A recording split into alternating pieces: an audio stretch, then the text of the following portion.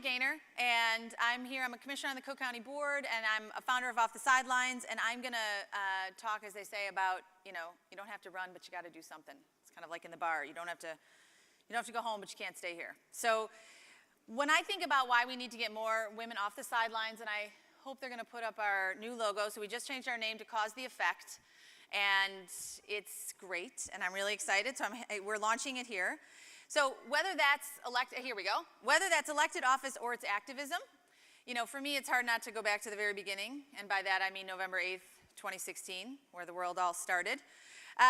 So like many of you, I came home from work, I was going to get the kids some dinner, go down to the hotel, comfortable in the ascendance of our first female president, and then the text started coming in. So I'm one of 5 sisters, and my sister Nora and Maureen are here in Chicago. My sister Sheila's in Miami, and Mary's in West Virginia. And Sheila's an organizer with the Hotel Workers Union, and Mary is a doctor and probably the only Democrat within 50 miles of her office.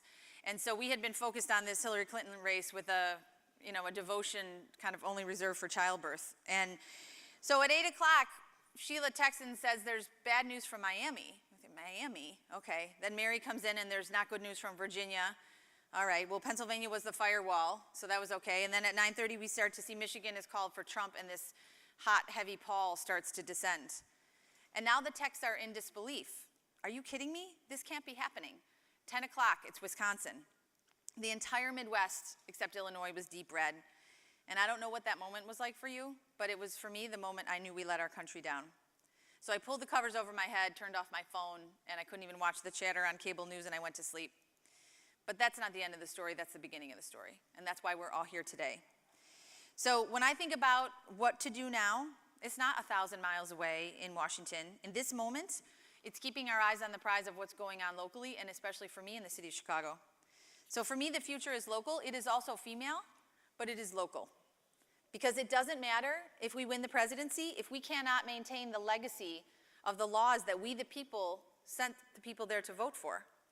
And when you think about the tent poles of our beliefs as Democrats and progressives, the rights of workers to organize, the rights of a woman to choose when she becomes a mother, the rights of all citizens to vote without impediment, fairness in the criminal justice system, all of those things are enshrined in federal law or the Constitution, but they are under unrelenting attack locally. It doesn't matter if abortion is legal, if you can drive for days in the middle of this country and because of capricious state laws not find anyone who can provide one for you. It doesn't matter if federal law ended the debate about voting rights in 1964, if huge swaths of citizens cannot vote because we never stop punishing them for the crime, and because we purge voter rolls with wild abandon. It doesn't matter that the Fair Labor Standards Act gave workers the right to organize, if governors can pass laws that only give workers the right to work for less. And it doesn't matter if we can pass the Affordable Care Act, if states can refuse to even take the money offered to them to provide care for their citizens. And most importantly, I think, because it goes to the heart of what this country was founded on and is enshrined in the Constitution and was central to what we talked about with the Founding Fathers, they precluded unlawful search and seizure and unlawful imprisonment, but if someone arrested for a suspended license with a Latino name can be prevented from posting their judge-given bond by a local sheriff who chooses to suspect their status and interpret the law as they see fit, I don't want any more noble defeats. I am ready for some muddy victories because the stakes are too high. So that's the why now, but why me and why women and why does this matter? So I started my career as a community organizer. I moved to Brooklyn in 1990 and was trained by a fascinating combo of Jeff Canada, the Harlem Children's Zone entrepreneur, and the Sisters of the Good Shepherd. And this is when Brooklyn was a lot more like The Wire and a lot less like Girls. So my experiences as an organizer taught me that social change doesn't happen at a press conference. It happens in a church basement. It does not happen in tweets. It happens in one-on-ones.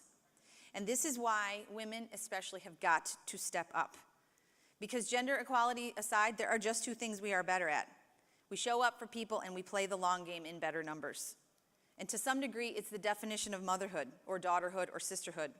You will work and work and work for months and years, and you have no idea if this thing is going to pay off. But you do it, and you believe because that's who you are. So there is a siren call for public office, and I say, yeah. And there's a desire to resist, and I say yes. And then there's those who think they're better behind the scenes, and I say yes to that, and money, yes. And that's why I started off the Sidelines. So 2 years ago, I met Kirsten Gillibrand, and I had been having all these conversations with women that said, I want to do something, but I don't know what to do. There's so many choices, and how do I go forward? And for me, what I thought was, people want to do things. They want to impact their communities. They want to feel good about where this world is going.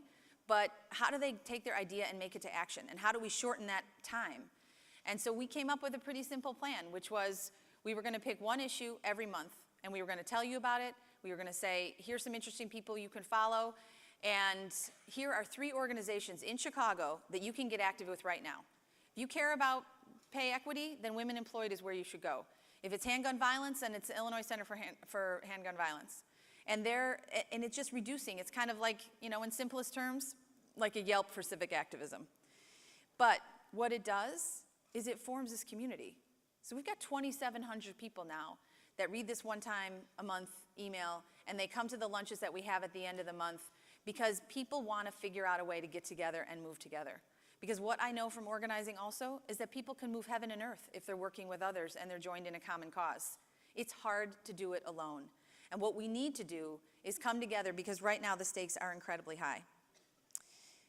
But they're also higher for women to get involved, and I'll tell you why. So I'll give you one story of when I started out on the county board. My view of women getting more involved in the issues across the board is because when you are not in the room, certain things don't get seen. So my first month on the county board, I took a tour of the jail at 26 in California. And I was in the hospital at the jail, and I saw a woman 9 months pregnant, very pregnant, clearly in distress, labor, and she was shackled, her hands and her feet, to a wheelchair. And I said, wow, is she like a danger to herself or other people? And they said, well, no, she's going to go have the baby, but every time we leave the jail, they have to be, all the detainees have to be shackled.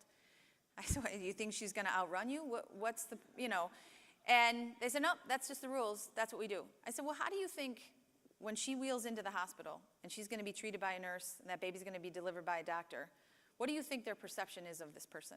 Because I know what my perception is that I better be careful and I better keep my distance because this person must be dangerous. Not this person maybe got caught for shoplifting and didn't have $500 for bond. Maybe that's not what I think. So we end up tolerating for things for other people that we wouldn't tolerate for ourselves. But I don't know, you're in that room and there was people in that room, good people, all the time. But I had an 18-month-old child at home. So of course you're gonna see different things than other people are gonna see. And then the next question was, well, what happens after she has the baby? Well, she gets one more night at Stroger, and then the baby goes to her mom or DCFS, and she goes back to the jail. And this is for someone who has not been convicted of a crime. They've been charged with a crime, and they're awaiting their trial. So we know way too much about the science of newborns and mothers. And we also have way too much stake in the future of humanity to allow something like that to happen.